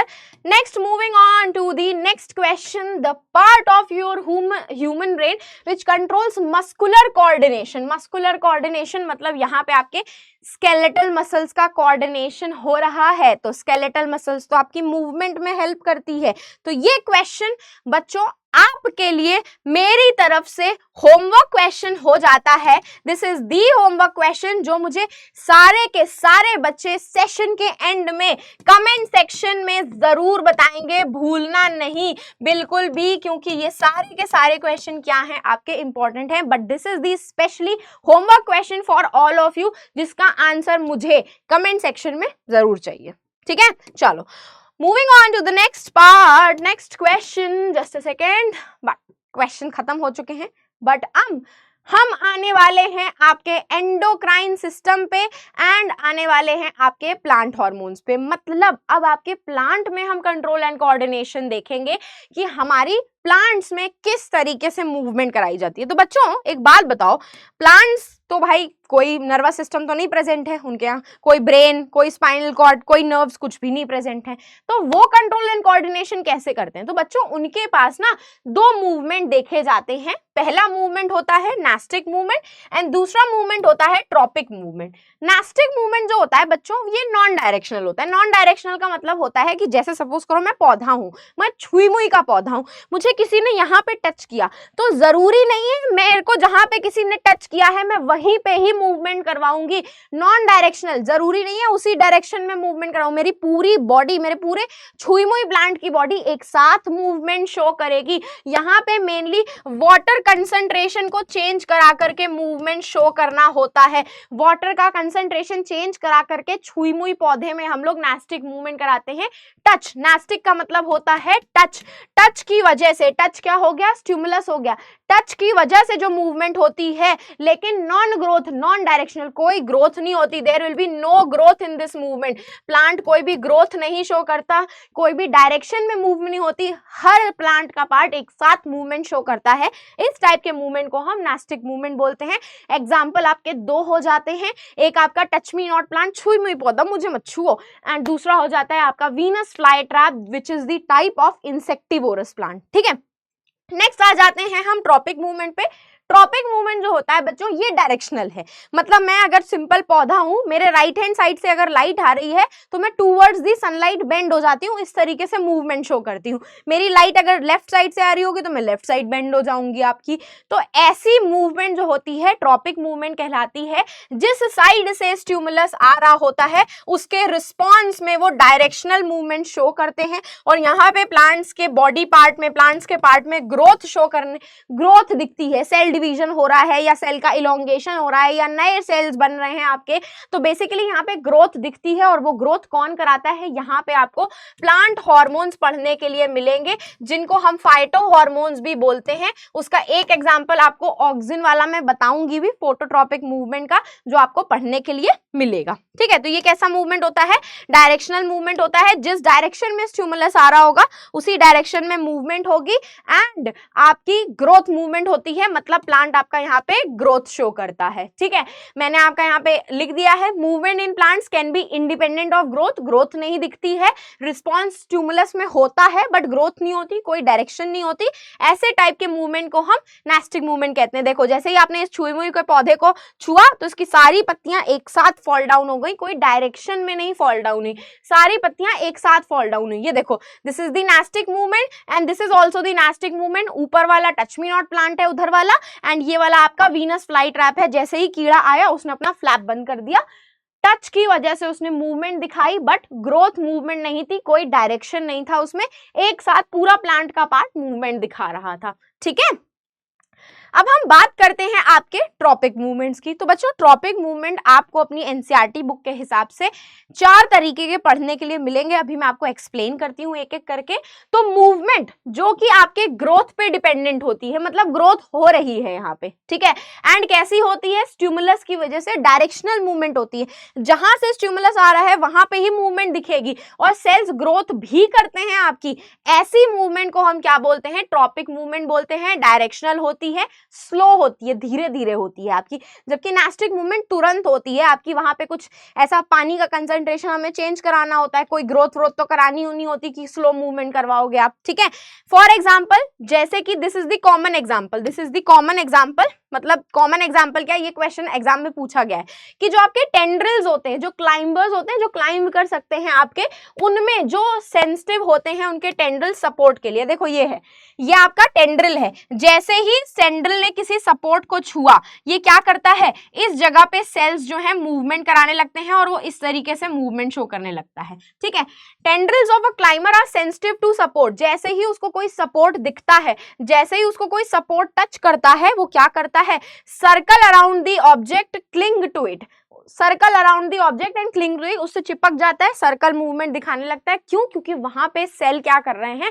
Division कर रहे हैं। जैसे ही स्टिमुलस ने उसे टच किया, उसने मूवमेंट शो करी, उसने ग्रोथ शो करी, जिसकी वजह से वो आपके सपोर्ट के सराउंडिंग में इस तरीके से क्लाइंब हो जाता है। Coiling of a tendril around a support is a type of growth dependent movement, is a type of tropic movement. ये क्वेश्चन का आंसर आपके एग्जाम में पूछा गया है कि ट्रॉपिक मूवमेंट क्या होती है।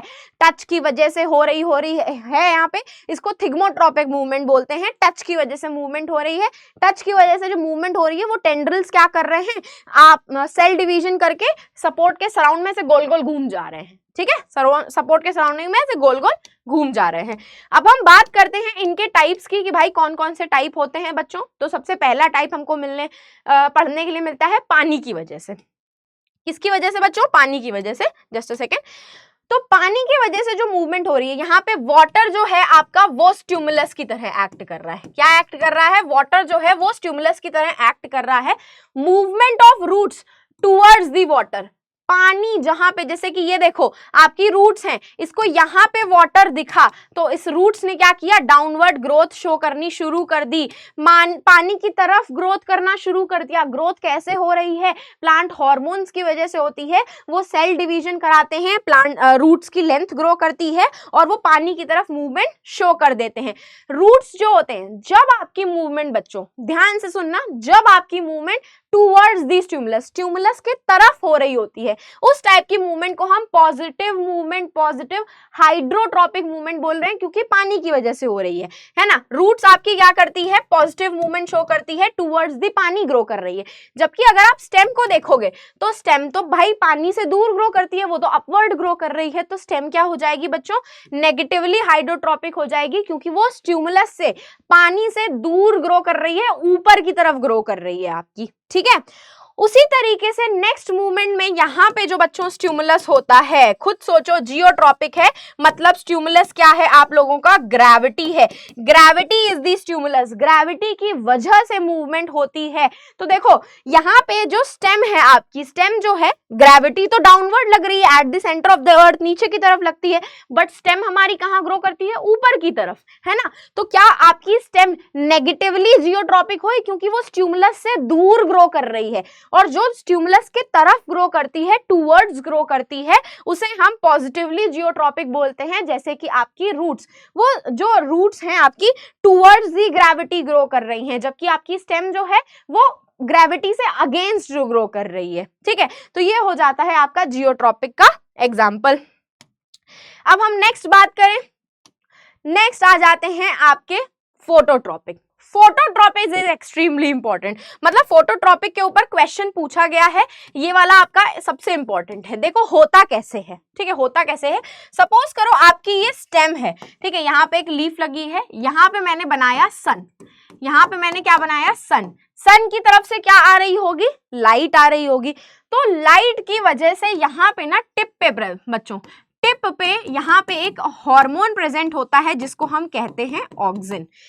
ये ऑक्सिन हार्मोन जो होता है बड़ा ही सेंसिटिव होता है, लाइट की प्रेजेंस में एक्टिव तो हो जाता है बट ये आपकी लाइट को पसंद नहीं करता। तो सपोज करो मैं अगर एक प्लांट हूं, मेरी टिप के ऊपर ऑक्सिन प्रेजेंट है, तो मेरे राइट हैंड साइड से जब लाइट आ रही होती है तो ऑक्सिन लाइट की प्रेजेंस में एक्टिवेट हो जाता है बट उसको लाइट पसंद नहीं आती। तो वो क्या करता है, वो अपोजिट साइड में, लेफ्ट साइड में मूव कर जाएगा जहां पे लाइट नहीं आ रही होती है, और वहां जाकर के वो क्या करता है, सेल को इलोंगेट कराता है, सेल को बड़ा बड़ा कराता है, एंड इसकी वजह से आपका जो प्लांट होता है वो ऐसा लगता है टुवर्ड्स दी सनलाइट ग्रो कर रहा है। क्यों? क्योंकि यहाँ पे सेल आपके ज्यादा होंगे तो बाहर पड़ेगा प्लांट के ऊपर, तो वो क्या करेगा, इस तरीके से सनलाइट की तरफ बेंड हो जाता है। इसी मूवमेंट को हम फोटोट्रॉपिक मूवमेंट कहते हैं, जहां पे लाइट जो है एज अ स्टिमुलस की तरह एक्ट करता है, शूट हमेशा लाइट की तरफ ग्रो करती है, तो इसीलिए वो पॉजिटिव फोटोट्रॉपिक हो गई।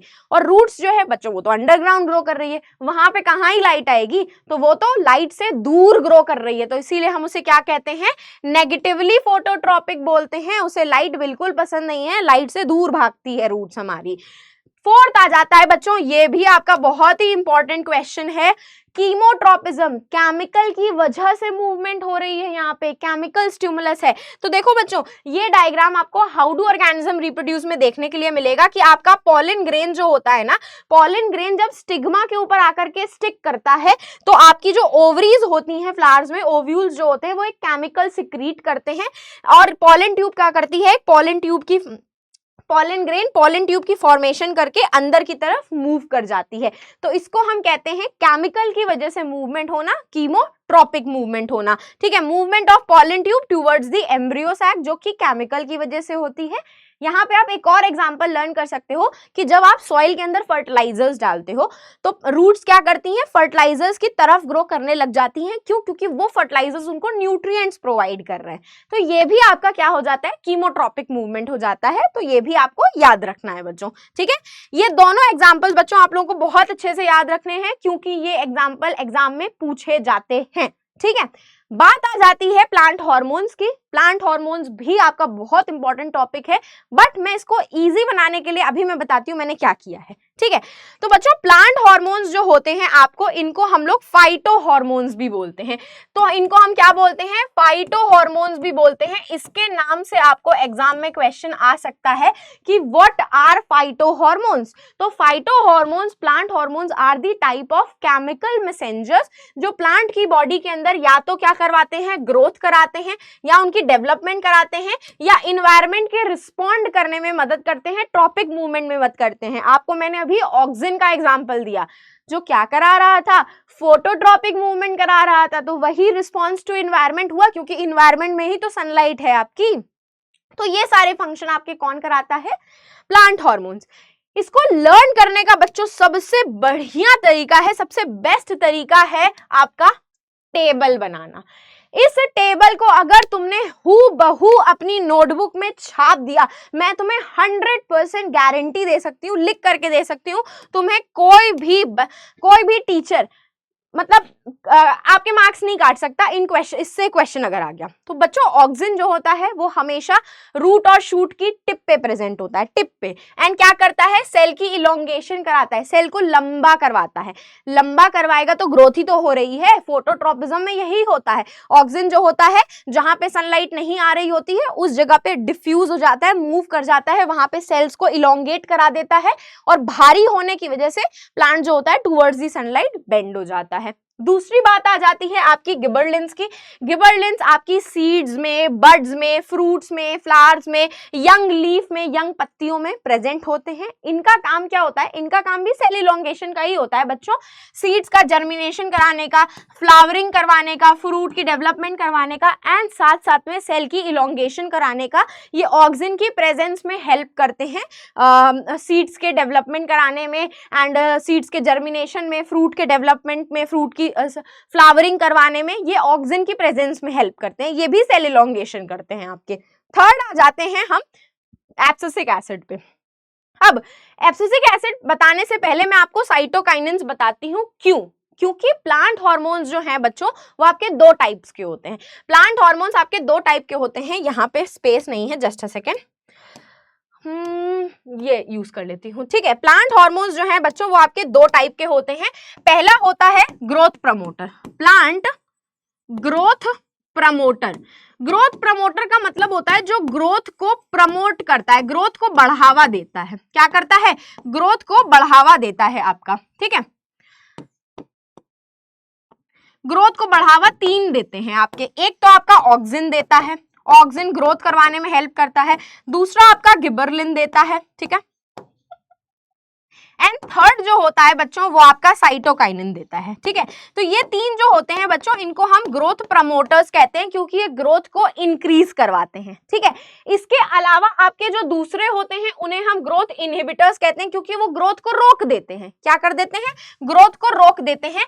आपकी बुक में सिर्फ एक ही प्रेजेंट है बट इथाइलिन भी एग्जाम में आता है। सेकेंड कौन से होते हैं? आपके प्लांट के ग्रोथ इनहिबिटर्स, ग्रोथ को रोक देते हैं, ठीक है। क्या कर देते हैं? ग्रोथ को इनहिबिट कर देते हैं, ग्रोथ को रोक देते हैं। ये दो होते हैं, एक को शॉर्ट में हम एब्सिसिक एसिड ABA लिखते हैं और एक होता है आपका इथाइलिन। आपके सारे प्लांट हार्मोन्स में सिर्फ इथाइलिन ऐसा है जो गैसियस प्लांट हार्मोन है आपका। क्या है आपका? गैसियस प्लांट हार्मोन है। बाकी सब जो है आपके नॉर्मल केमिकल्स के फॉर्म में प्रेजेंट होते हैं, ठीक है। तो साइटोकाइनिन क्या होता है? कहाँ प्रेजेंट होता है? रूट्स में, फ्रूट्स में, एम्ब्रियो में। इसका मेन काम क्या होता है? सेल डिवीजन करवाने का। ये बात आपको याद रखनी है एंड इसी के ऊपर क्वेश्चन पूछा भी गया है। ये वाला एंड ये वाला, ये दोनों बहुत इंपॉर्टेंट है। मतलब मैं तो कहूंगी ये पूरी स्लाइड आपकी एक्सट्रीमली इंपॉर्टेंट है। ये पूरी स्लाइड आपकी एक्सट्रीमली इंपॉर्टेंट है। इसको आप हूबहू अपनी नोटबुक में छाप लेना, ठीक है। थर्ड आ जाते हैं हम लोग, फोर्थ आ जाते हैं हम आपके प्लांट के ग्रोथ इनहिबिटर्स के ऊपर, जो ग्रोथ को क्या कर रहे हैं? रोक रहे हैं, स्टॉप कर रहे हैं। कौन होता है? Abscisic acid. या आपकी बर्ड्स, टर्मिनल बर्ड्स में, टर्मिनल बर्ड मतलब जो टिप पे प्रेजेंट होती है, शूट के टिप पे प्रेजेंट होती है। रूट्स में, क्लोरोप्लास्ट में प्रेजेंट होता है। इसका काम क्या होता है? ग्रोथ को रोकना, स्टोमेटा को क्लोज कर देना। अब अगर आपका स्टोमेटा क्लोज हो जाएगा तो क्या ट्रांसपिरेशन होगा? नहीं होगा। क्या गैसेस का एक्सचेंज होगा? नहीं होगा। तो इसी तरीके से तो ग्रोथ को रोक ही रहा है ना। क्यों? क्योंकि ट्रांसपिरेशन भी हेल्प करता है वाटर मूवमेंट कराने में, गैसेस का एक्सचेंज आपके फोटोसिंथेसिस में भी हेल्प करता है, रेस्पिरेशन में भी हेल्प करता है। तो गैसेस का एक्सचेंज बंद हो जाएगा तो फोटोसिंथेसिस भी नहीं होगी, ना ही आपकी रेस्पिरेशन होगी। इसके अलावा सीड की डोरमेंसी में भी हेल्प करता है। डोरमेंसी का मतलब सीड को जर्मिनेट नहीं होने देता, सीड में से कोई नया प्लांट बनने ही नहीं देता। तो ग्रोथ इनहिबिट ही तो कर रहा है आपका। बड की डोरमेंसी, बड को ब्रांचेस में, बड को लीफ में कन्वर्ट नहीं होने देता है, बड्स को फ्लावर में नहीं कन्वर्ट होने देता। तो क्या कर रहा है? ग्रोथ को रोक ही तो रहा है आपका। इसीलिए हम इसे ग्रोथ इनहिबिटर भी बोलते हैं, ठीक है। लास्ट आ जाते हैं बच्चों इथाइलिन के ऊपर, जो कि गैसियस प्लांट हार्मोन होता है। कहां प्रेजेंट होता है? स्टेम्स की नोड में, फ्रूट्स में, ड्राइड लीफ में। ये भी इनहिबिट करता है। क्या करता है? राइपनिंग, फ्रूट की राइपनिंग में। बच्चों अब मैं आपको एक बात बता दूं कि कंफ्यूजन होता है बहुत सारे स्टूडेंट्स को कि मैम इथाइलिन तो ग्रोथ को प्रमोट भी कर रहा है, फ्रूट को राइपन करा रहा है। बच्चों ये इनहिबिट भी करता है एंड आपका प्रमोटर भी होता है, बट इसका सबसे ज्यादा जो फंक्शन होता है वो ग्रोथ को रोकने का होता है। कि क्या करने का होता है? ग्रोथ को इनहिबिट करने का होता है। इसीलिए हम इसे ग्रोथ इनहिबिटर में ज्यादा पढ़ते हैं as compare to growth promoter में, ठीक है। इनहिबिट करता है रूट्स की ग्रोथ को, लीफ की ड्राइंग को, फ्लावर्स की ड्राइंग को, सेनेसेंस प्रमोट कर रहा है, डेथ प्रमोट कर रहा है। रूट्स अगर ड्राई हो जाएंगी तो प्लांट ही पूरा डेड हो जाएगा, रूट्स डेड हो जाएंगी तो फ्लावर्स को सेनेसेंस करा रहा है, डेथ करवा रहा है, उनकी लीफ की डेथ करा रहा है। तो क्या कर रहा है? ग्रोथ को रोक ही तो रहा है आपका। इसीलिए आपके ग्रोथ इनहिबिटर्स में आपके दो आ जाते हैं, एक आपका एब्सिसिक एसिड और एक आपका इथाइलिन। बाकी रिमेनिंग तीन जो होते हैं बच्चों वो ग्रोथ प्रमोटर ही होते हैं आपके, ठीक है। अब हम बात करेंगे आपके नेक्स्ट पार्ट की, just a second, next part की, वो है आपका एनिमल हार्मोन, ठीक है। एनिमल हार्मोन्स हम क्यों पढ़ने वाले हैं? ये आपके एंडोक्राइन सिस्टम में आता है एंड क्योंकि आपकी बॉडी में नर्वस सिस्टम के साथ साथ आपके हार्मोन्स भी हैं जो आपका कंट्रोल एंड कोऑर्डिनेशन करवाते हैं। तो जो आपकी एनसीईआरटी बुक में है उनको मैं एक्सप्लेन करूंगी, तो ध्यान से सुनना। अब देखो ह्यूमन बॉडी में बच्चों दो टाइप के ग्लैंड्स होते हैं, ठीक है, जो आपके हार्मोन्स को सिक्रीट करते हैं। हार्मोन्स बेसिकली आपके केमिकल मैसेंजर्स होते हैं जो ब्लड के थ्रू ट्रैवल करवा करके अपने अपने पर्टिकुलर ऑर्गन्स, ग्लैंड्स तक पहुंचाए जाते हैं और वो फिर फर्दर इंफॉर्मेशन को प्रोसेस करके एक्शन परफॉर्म करता है। तो पहला ग्लैंड आपका एंडोक्राइन ग्लैंड होता है, जो आपको यहाँ पे पढ़ने के लिए मिलेगा। Pineal gland, thyroid gland, pituitary gland, thymus, adrenal gland, testis males में होती हैं, फीमेल्स में ओवरीज होती हैं, और पेनक्रियास पढ़ने के लिए मिलेंगे। पेनक्रियास जो होता है बच्चों, इसके ऊपर क्वेश्चन आ चुका है कि पेनक्रियास को हम डुअल ग्लैंड बोलते हैं, क्योंकि ये एंडोक्राइन ग्लैंड का भी फंक्शन परफॉर्म करता है, एक्सोक्राइन ग्लैंड का भी फंक्शन परफॉर्म करता है। ठीक है, तो देखो अब दूसरा आ जाता है आपका एंडोक्राइन ग्लैंड जो होते हैं ना बच्चों, ये हार्मोन्स सिक्रीट करते हैं। एंडोक्राइन ग्लैंड्स जो होते हैं बच्चों, ये हार्मोन सिक्रीट करते हैं। ये स्पेशल टाइप ऑफ ग्लैंड्स होते हैं। एंडो का मतलब inside and separate, separate ductless gland होते हैं। कोई डक्ट का मतलब कोई ट्यूब लाइक स्ट्रक्चर नहीं प्रेजेंट होता है। डायरेक्टली इनका सिक्रीशन ब्लड के अंदर ही पोर किया जाता है, किसी ट्यूब व्यूब के थ्रू ट्रैवल नहीं करवाया जाता है। डक्टलेस ग्लैंड बोला जाता है। इनका जो सिक्रीशन होता है, इनके सिक्रीशन को हम हमेशा हार्मोन्स बोलते हैं। क्या बोलते हैं? हमेशा हार्मोन्स बोलते हैं। और वो डायरेक्टली आपके ब्लड के अंदर पोर किया जाता है। कोई स्पेशल डक्ट की, ट्यूब की जरूरत नहीं होती है इनके हार्मोन्स को ब्लड के अंदर सिक्रीट कराने में। इन्हीं को ही हम डक्टलेस ग्लैंड बोलते हैं, और इनका मेन रोल देखा जाता है हमारी बॉडी में कंट्रोल एंड कोऑर्डिनेशन में। ठीक है, कंट्रोल एंड कोऑर्डिनेशन में। नेक्स्ट जो ग्लैंड आ जाते हैं बच्चों, वो आपके एक्सोक्राइन ग्लैंड्स होते हैं। एक्सोक्राइन ग्लैंड्स जो होते हैं बच्चों, ये आपके मेनली सिक्रीशंस करते हैं। कोई ना कोई सिक्रीशन कर रहे होंगे किसी चीज का, या किसी चीज के एंजाइम से सिक्रीट कर रहे होंगे। क्या सिक्रीट कर रहे होंगे? एंजाइम सिक्रीट कर रहे होंगे। जैसे कि a gland that make substances जैसे sweat, tear, saliva, milk, digestive juices क्या होते हैं? एंजाइम्स ही तो होते हैं आपके। उनको रिलीज करता है एक डक्ट या ओपनिंग के थ्रू, और ये ज्यादातर आपकी बॉडी के सरफेस पे। स्वेट ग्लैंड, स्वेटिंग कहाँ होती है? बॉडी के ऊपर ही तो होती है। मिल्क कहाँ से प्रोड्यूस होता है? ब्रेस्ट से, बॉडी के बाहर ही तो आता है आपका। एंड आपका जो टीयर होता है वो भी बॉडी के बाहर आता है। सलाइवा जो होता है वो भी आपके माउथ में आती है, बाहर आ सकती है आपकी। डाइजेस्टिव जूसेस आपके पेट के अंदर होते हैं, लेकिन वो एंजाइम्स भी सिक्रीट करते हैं। ये आपके डक्टेड ग्लैंड्स होते हैं। कैसे होते हैं? कोई ना कोई स्पेशल डक्ट प्रेजेंट होती है, जिसके थ्रू आपके एंजाइम्स, जिसके थ्रू आपकी सिक्रीशन पोर की जाती है, बाहर बॉडी के निकाली जाती है बेसिकली। तो ये हो जाते हैं आपके एक्सोक्राइन ग्लैंड। इनके बारे में हमें ज्यादा नहीं पढ़ना है, क्योंकि हमें जो पढ़ना है सबसे ज्यादा वो पढ़ना है आपके एंडोक्राइन ग्लैंड्स के बारे में। जैसे मैंने आपको अभी फाइटो हार्मोन्स, प्लांट हार्मोन्स बताए, उसी तरीके से सेम आपको ये वाली टेबल अपने हूबहू नोटबुक में छाप देनी है। कोई भी आपको फेल नहीं कर सकता अगर आप ये बना लोगे, आपको सारे फंक्शन याद हो जाएंगे। सबसे पहला याद करते हैं हम pituitary gland. Pituitary gland is the master gland. उससे रिलेटेड एक ही हार्मोन के बारे में अभी तक पूछा गया है, दैट इज ग्रोथ हार्मोन। ये रिलीज करके आपकी ग्रोथ को कंट्रोल करता है, मतलब आप कितने लंबे हो, कितने छोटे हो। मेरे में थोड़ा ग्रोथ हार्मोन कम हो गया तो मैं छोटी सी हो गई, बट कोई बात नहीं, ग्रोथ कंट्रोल करता है। ठीक है, थायराइड ग्लैंड जो होता है ये आपके नेक में ना बटरफ्लाई ग्लैंड की तरह, बटरफ्लाई की तरह प्रेजेंट होता है। ये थायरॉक्सिन नाम का हार्मोन सिक्रीट करता है। ये आपके basal metabolism of the body, मतलब आपका फैट, आपका ग्लूकोज, आपका प्रोटीन किस तरीके से डाइजेस्ट होकर के, किस तरीके से यूज होकर के एनर्जी बनाएगा, ये कंट्रोल करता है। ठीक है, थर्ड आ जाते हैं एड्रिनल ग्लैंड। एड्रिनल ग्लैंड जो होता है, एड्रिनलिन नाम का एक हार्मोन सिक्रीट करता है, जो आपकी बॉडी को इमरजेंसी कंडीशन में प्रिपेयर करती है। इसके साथ साथ एक और हार्मोन ये सिक्रीट करता है, कॉर्टिसोल, जिसको हम स्ट्रेस हार्मोन बोलते हैं। मतलब जब आप स्ट्रेस में होते हो तो आपकी बॉडी कॉर्टिसोल रिलीज करती है, एंड जब आप किसी इमरजेंसी सिचुएशन में होते हो तो रिफ्लेक्स एक्शन के साथ साथ आपका ये ग्लैंड भी एड्रिनलिन सिक्रीट करता है, जो आपको इमरजेंसी सिचुएशन में प्रिपेयर करता है। ठीक है, एंड नेक्स्ट हो जाता है आपका टेस्टिस। टेस्टिस आपको सिर्फ मेल्स में देखने के लिए मिलेगा। ये आपके मेल्स में टेस्टोस्टेरोन नाम का हार्मोन सिक्रीट करता है, जो उनके अंदर सेकेंडरी सेक्सुअल कैरेक्टरिस्टिक डेवलप करवाने में जरूरी होता है। जैसे कि आपकी बियर्ड्स आ रही होती हैं, मुस्टैच आ रही होती है, आर्म पिट्स में हेयर्स आ रहे होते हैं, एक्ने पिंपल हो जाते हैं, जो आपकी शोल्डर होती है ये वाइड हो जाती है, आपको अडम्स एप्पल देखने के लिए मिलता है, आपकी आवाज भारी हो जाती है, तो स्पर्म प्रोडक्शन होने लगता है, किसकी वजह से होता है? इसी टेस्टोस्टेरोन हार्मोन की वजह से। ये आपकी बॉडी में प्यूबर्टी, एडोलसेंट एज लाने में, सेकेंडरी सेक्सुअल कैरेक्टरिस्टिक डेवलप करवाने में जरूरी होता है। नेक्स्ट आ जाते हैं हम ओवरीज, जो कि फीमेल्स में देखी जाती है। ये दो हार्मोन सिक्रीट करती है, एक ईस्ट्रोजन एंड प्रोजेस्टेरोन।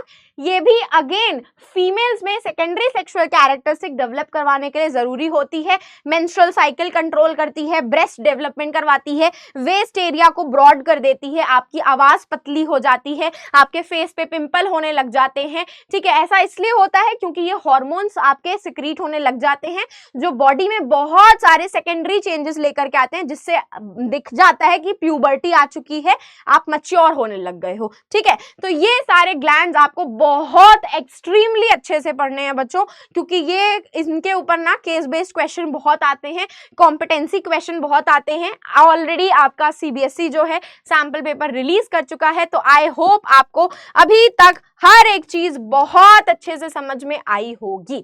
तो अब हम ना थोड़े से क्वेश्चन प्रैक्टिस कर लेते हैं। Let's get started with the very first question. The plant hormones जो कि ग्रेटर कॉन्सेंट्रेशन में प्रेजेंट होते हैं, जहां पे रैपिड सेल डिवीजन हो रही है। तो सेल डिवीजन कौन करा रहा था? सेल डिवीजन करवाने का काम साइटोकाइनिन करता है। तो इसका करेक्ट आंसर क्या हो जाएगा बच्चों? B is the correct answer, क्योंकि ऑक्सिन सेल इलोंगेशन करवा रहा था, गिबरलिंस आपका भी सेल इलोंगेशन कराता है एंड बाकी सारे फंक्शन कराता है। एब्सिसिक एसिड तो ग्रोथ प्रमोटर है आपका, तो ये तो आंसर हो नहीं सकता है। नेक्स्ट बात करते हैं नेक्स्ट क्वेश्चन की।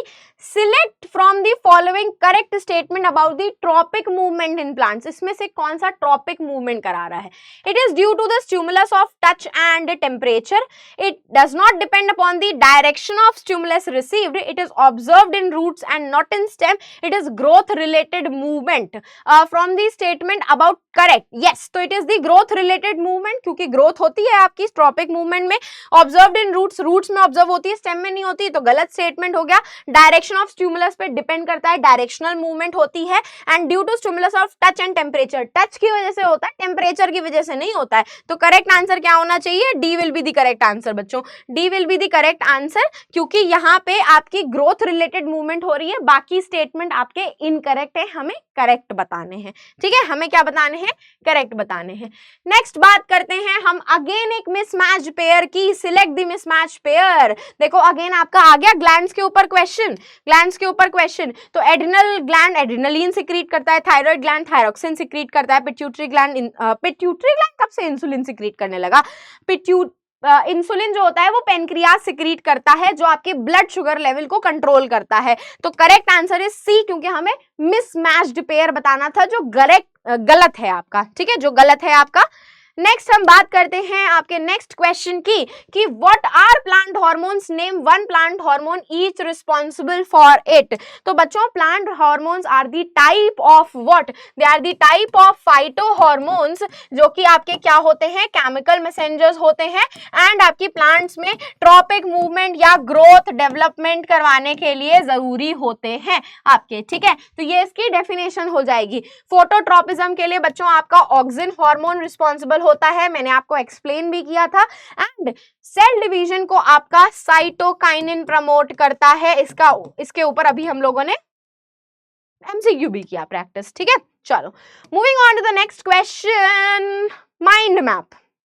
क्वेश्चन तो कंप्लीट हो चुके हैं बच्चों, बट मेरी तरफ से this is the special treat for all of you, that is mind map. तो बच्चों आपका पूरा का पूरा चैप्टर मैंने माइंड मैप करा दिया है।